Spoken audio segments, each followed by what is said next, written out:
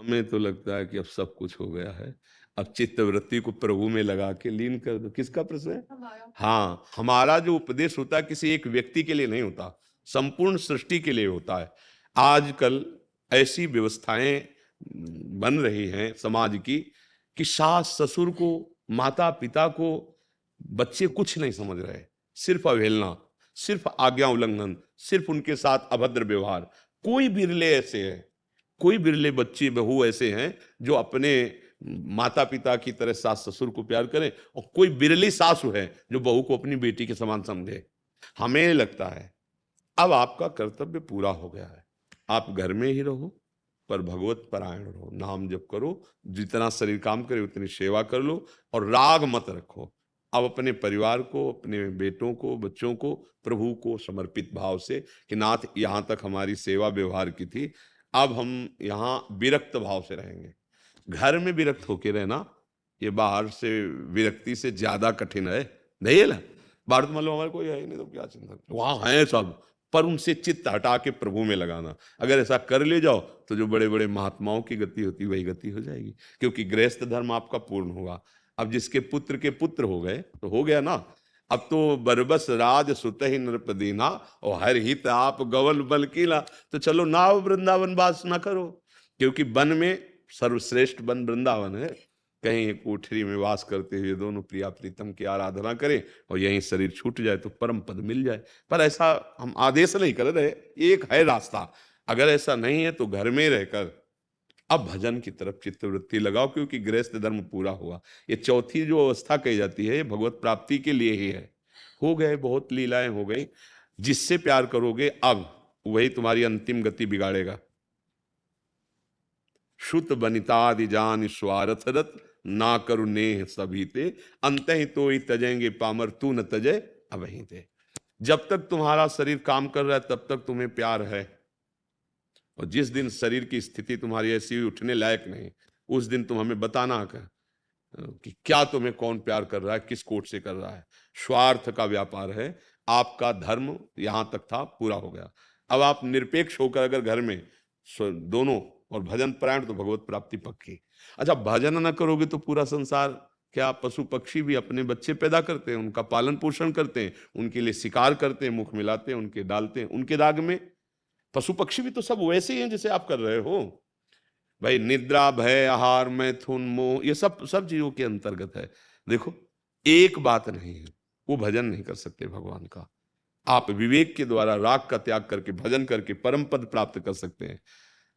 हमारी राय, नारद सिख जे सुने नर नारी अवश्य भवन तज होए भिखारी। अब हमारे पास आओगे तो माया मोह का नाश करके भगवान की प्राप्ति की बात करेंगे।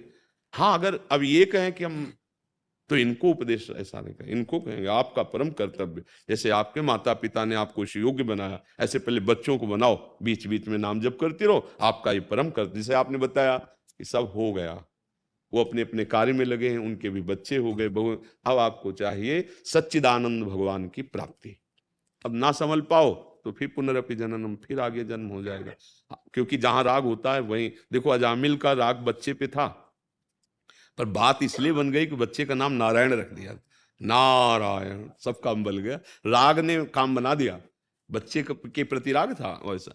अब जैसे घर के प्रति राग हो तो ये हमने कमा के, ये हमने बनाया, तो उसी में फिर जब शरीर ऐसे ऐसे बहुत बड़ी दुर्गति है जीव की, जीव की बड़ी दुर्गति है भैया। इसीलिए हम कर्तव्य को भजन माने, जैसे एक माई ने बताया, अब इसका कर्तव्य था।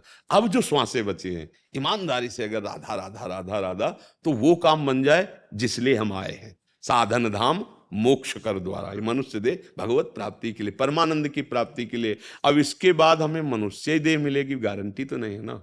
अगर बिगड़ गई बात तो कोई, देखो हिरन के बच्चा में प्रेम कर लिया और ध्यान मरते समय हिरन का रहा, तो हिरन बन गए जड़ भरत जी। भागवत में है ना प्रसंग। हम लोगों के तो हिरन के केवल, उनके तो एक बच्चे अपने भगवान के ध्यान के लिए पत्नी पुत्र राजमहल परिवार सब छोड़ दिया, फंस गए एक हिरन के बच्चे में।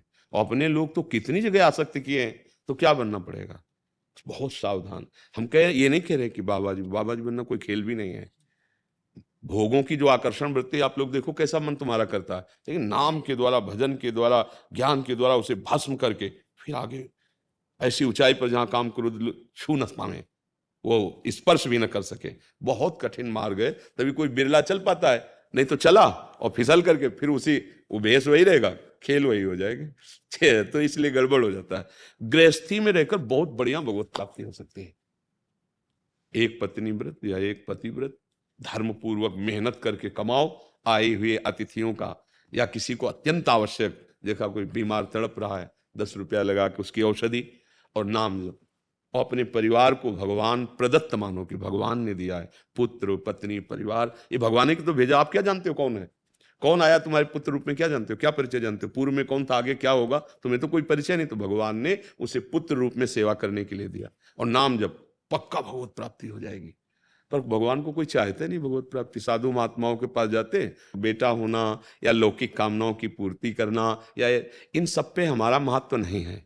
अगर हमारा होता तो हम छोड़ के क्यों बनते। और आप भी सही माने में जो सुख और शांति चाहते हो वो बिना भगवान के नहीं है। बहुत बेटे हैं लेकिन रो रहे हैं और दुर्गति को प्राप्त हो रहे हैं। हाँ, अगर बेटा है तो भगवान मानकर सेवा करो, नहीं है तो गोपाल जी को बेटा बना लो और दोनों मिलकर उनकी सेवा करो और भजन करके भगवान को प्राप्त हो। हमारी तो ये सीख है। कोई ऐसी चाहें, ऐसी कामनाएं संतों के पास लेकर के नहीं जानी चाहिए, क्योंकि वहां जो अमोघ वस्तु मिल रही, संतों से कामना करने का मतलब जैसे सम्राट के पास जाए और वो कहते जो इच्छा हो मांग लो, ओ सोचे कि 1 महीने का भैंस का चारा दे दो, और ये वो और मांगेगा क्या, उसकी सामर्थ्य कितनी है। ऐसे ही हम लोग क्या करते हैं, ये बहुत बड़ा लाभ, जैसे आप आ रहे हो ना, आप लोग संत भाव से आ रहे हो, तो एक एक कदम पे यज्ञों का फल मिलता है।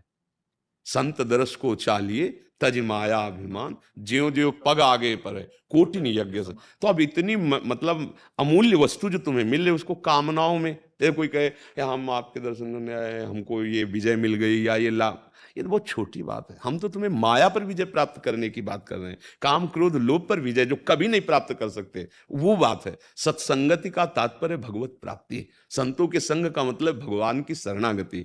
तो अब ये बातें तो कम समझ में आती लोगों को, ये समझ में आती कि सिद्ध है, वहां जाएंगे तो ये हमारी बात बन जाएगी, कामना पूर्ति हो जाएगी। तो प्रायः लोगों का ऐसा नहीं। संत संग भगवान के प्रेम रंग में रंगने के लिए है। हमें लगता है यहाँ अगर आए कोई तो सुधारने के लिए ही आवे। आचरण सुधार लो, मन की वृत्ति सुधार लो, तो बिना मांगे सुख आपको मिलता रहेगा। अन मांगे, स्वामी हरिदास जी कहते हैं, अन मांगे आगे आवेगो ज्यो पल लागे पल को। जैसे पलक बिना प्रयास के झपकती रहती है, ऐसे ही तुम्हें सुख लिपट जाएगा तुम्हारे चरणों में, क्योंकि तुमने सुख सिंधु का आश्रय ले लिया। अब भगवान का आश्रय न लो, बुरे आचरण करो तो सुख मांगने से थोड़ी मिल जाएगा। चाहे जहां जाओ, आचरण किया है वो तुम्हें दंड दे के रहेगा। इसलिए हमारी प्रार्थना है कि अब आपका समय अधिक से अधिक भजन में जाना चाहिए, और इसी से जीवन की सार्थकता होगी। आपके लौकिक धर्म की पूर्ति हो गई, अब परम धर्म की पूर्ति। बिना भगवान की प्राप्ति के आवागमन नहीं रुकेगा, और ये केवल मनुष्य शरीर में ही होता है। इसलिए अब न चुको, जितनी श्वासें उतने में भगवत प्राप्ति हो जाएगी। राधा राधा।